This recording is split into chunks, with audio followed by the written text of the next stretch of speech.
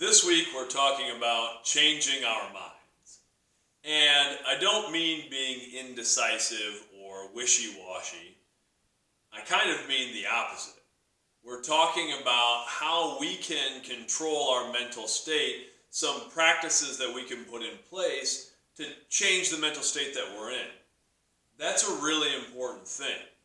We spend a lot of time talking about our goals, the areas of our life in which we're happy and satisfied, areas of our life where we'd like to see some growth, and it really starts with our own mental state. And that is something that we can change.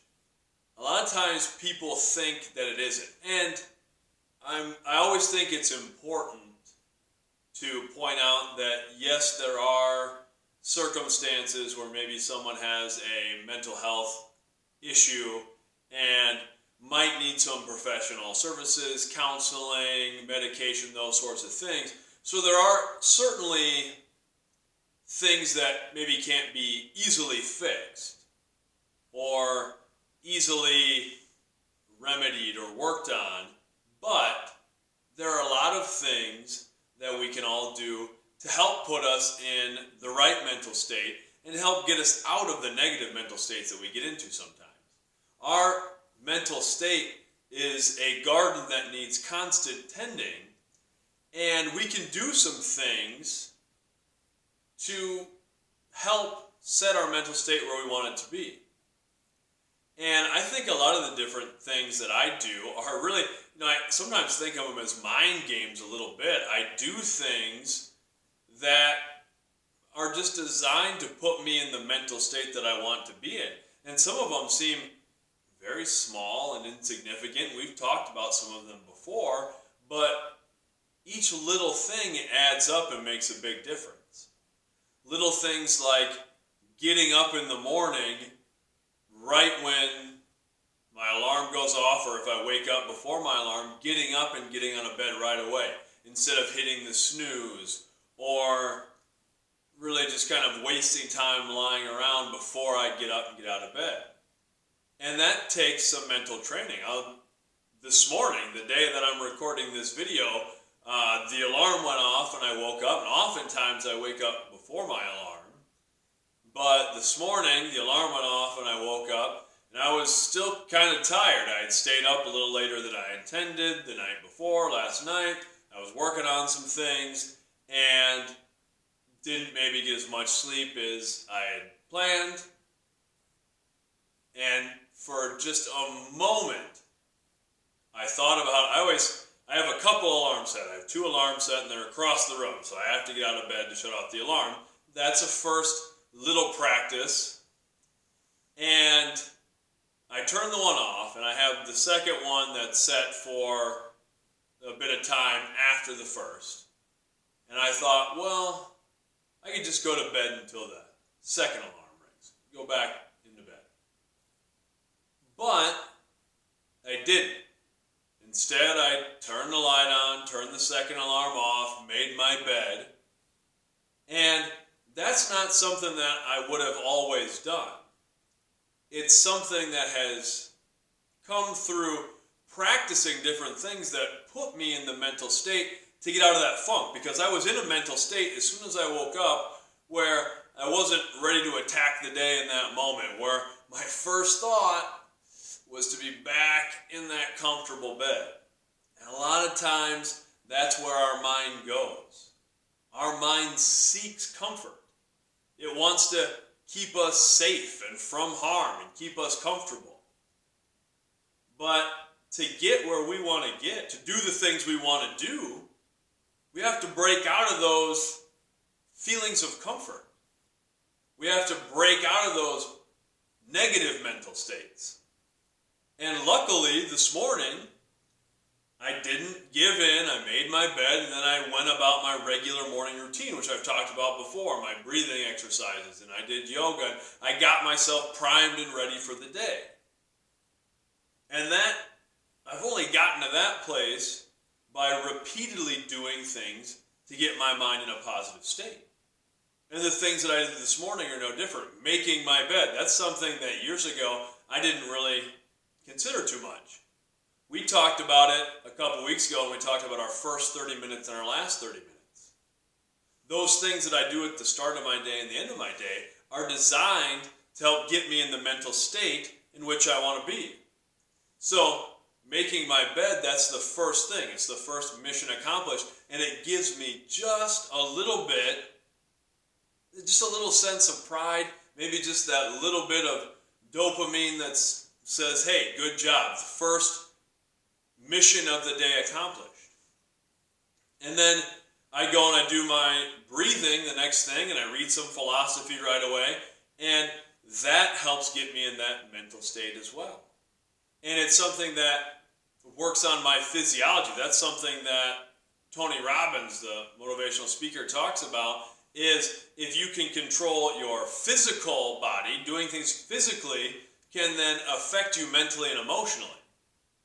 And I certainly believe that's true. There's a lot of evidence to support that, and I certainly feel that way. By doing my breathing exercises and doing physical exercise right away in the morning, I'm giving myself something good to feel about physically, and that impacts me mentally. And there's a lot of little things that I do like that all the time. Part of if I get dressed up to go to school for the day, I teach art.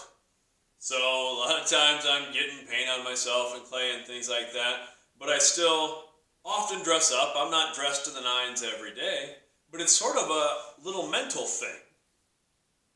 And for several years of my teaching career, that's not something I really was too worried about. I'd wear this polo and khakis, something like that. Where getting more dressed up was something that in my mind made it more important, made it more of an event. We get dressed up for events and important things.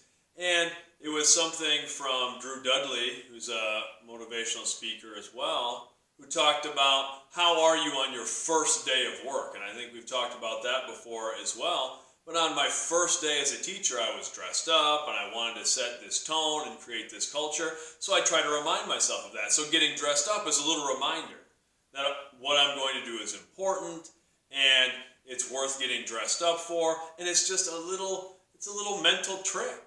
It's a little thing that in my head, okay, I'm hopefully looking kind of sharp and I'm ready to attack the day. I do the same thing with music. I love music. I have music playing constantly. And I have an eclectic interest in music. My favorite music is folk music. I like sad songs and I like wordy, poetic songs. And there's times where I just want to sit and listen to those things, where I want to be calm. If I'm writing or working on a creative project, that's probably the music that I'm listening to. Gets me in the headspace that I want. But there's other times, and I'm listening to hip-hop music, rap music. I'm listening to maybe even silly stuff that I wouldn't necessarily say is my favorite type of music, but stuff that's kind of dancey and poppy. And I'll listen to that to help set my mental state. When I get up in the morning, I've often got music playing when I'm getting things packed up for the day, or anytime I'm doing chores around the house, I've got something playing. And when I wake up my kids in the morning, I've got music blaring more often than not. And it's something upbeat because we're setting the tone for the day. We're getting out of bed, and we're getting after it, and we're getting ready to go. And I think that's an important thing if we're considering controlling our mental state and snapping us out of those negative mental states. I think it really starts with emotion, because our emotions come before our other thoughts, before our higher order thoughts. Our emotions come first. They come first as we're growing up. As soon as we're babies, we aren't able to articulate complex thoughts, but we cry when we're hungry. Or if we're hurt, we cry. If we're uncomfortable, we have those emotional reactions. And that's really it's a thing in human evolution where the amygdala, the part of our brain, and I apologize if I get some of the science wrong on this. This is something I've studied. I took a class on how the brain impacts students and learning, which I thought was an incredible class to take as a teacher and a coach. But the amygdala, the part of our brain that basically regulates our emotions, develops far faster and earlier in our life than the frontal lobe of our brain that's responsible for the higher order thinking, for the management of those emotions. And that makes sense. In an evolutionary sense, as animals, we had to react. We had to have those fight or flight reactions. We had to react to things emotionally. Higher level cognitive functioning may not have been as necessary for survival. And that was a lot of the early stage of human existence, was survival, like any animal in the wild. Well, now, depending on the society and where we grow up, for many of us, our day-to-day life isn't so much about survival, about making it through the day, at least not in the same sense as it once was, in sort of the eat or be eaten sense.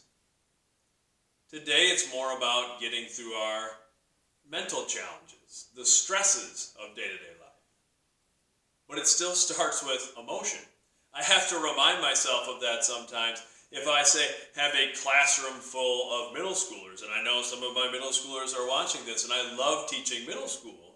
It's an exciting, fun age group, but it does come with that thing where I have to remind myself that, okay, the amygdala, that part of your brain, and if I'm off on the numbers a little bit, I apologize, but around 14 years old on average, the amygdala is fully developed. So we have our full range of emotions by about 14 years old. However, the frontal lobe of our brain, the part responsible for reasoning and higher order thought, isn't fully developed on average till about 24 years old. So there's a 10-year gap there. There's a decade lag between our emotions coming full tilt and then our higher order reasoning. That makes sense. In that classroom full of middle school students who are full tilt on emotions and maybe don't have the software yet to manage all of them. And that's not a negative thing. I don't mean that as a knock at all. It's something for me to keep in mind as a teacher, that I have to meet the emotional needs of my students, probably first and foremost, of all my students, middle school and high school. That's something we try to do with these family time things with the classroom culture. The emotions come first. I tell my students often, and this is not my original idea, but I use it often, is that people won't always remember the things that you do, but they'll always remember the way you made them feel. We have such a strong connection to our feelings, to our emotions. And it goes back, I like this analogy too, it's not my own, but it's the idea of the elephant and the rider. The idea is that your higher order thinking, that frontal lobe part of your brain, that reasoning, is a rider, a person sitting on top of an elephant. Your emotions are the elephant. So, our emotions, if we don't control them, can take us wherever they want to go. They're the stronger force. If the elephant decides to turn left, the rider's going left and can't do anything about it. However, that rider, our upper level reasoning, our higher order thought, can do some things to train that elephant, to direct that elephant, to direct our emotions. And that's what we're talking about this week in class. In a lot of the discussions that we've had from family time and just in class, that's something that comes up where people, I want to be more positive about something, or I don't want to be so hard on myself, or I would like to tweak this little thing about my routine. Well, a lot of it starts with emotion. And it's important to prime our own emotions, to address those, and it's important to feed our emotions. That when we do something that's working towards one of our goals, one of our dreams, that we can enjoy the positive feeling that we get from it and feed into it and have more and more of those to keep pumping up those good feelings, those good emotions, and keep snapping us out of the negative ones. So for this week, all I want for our family time is I want one thing that you do that immediately changes your emotional state. Hopefully for the positive. But if it's for the negative, that's something we can address. If there's something that you do that you know puts you in a bad mood, then that's something to consider. What can we do differently in that? But really, I'm looking for something more positive. What's something that you can do that immediately changes your mental state for the positive? Could be something as simple as listening to music. Maybe it's a specific song or a specific type of music. Maybe it's reading something. Maybe it's watching a motivational video. But if there's something that you know you have, that becomes a tool to help you get out of those funks, to help us get out of those times when we're not in our optimal mental state. And that's so important. I use those little tricks and things all the time. Or maybe tricks isn't the best word. I use those tools all the time to keep myself in a positive mental state. So that's what we're looking at. We're going to work on our positive mental state, work on addressing our emotions. So think of one thing that you can do to help snap you out of a negative mental state immediately. I do things too, like, I'll keep things from students, from some of you. I'll have notes, maybe it's a thank you note from a graduation or something a student gives me, and I keep them somewhere so I can look at them and remind myself of this is why I do these things. This is what makes them important on the days where I'm busy and I'm not in the best mood, and it helps me snap out of that funk and get back in a positive state. Thank you. Let's have a great week. Much love.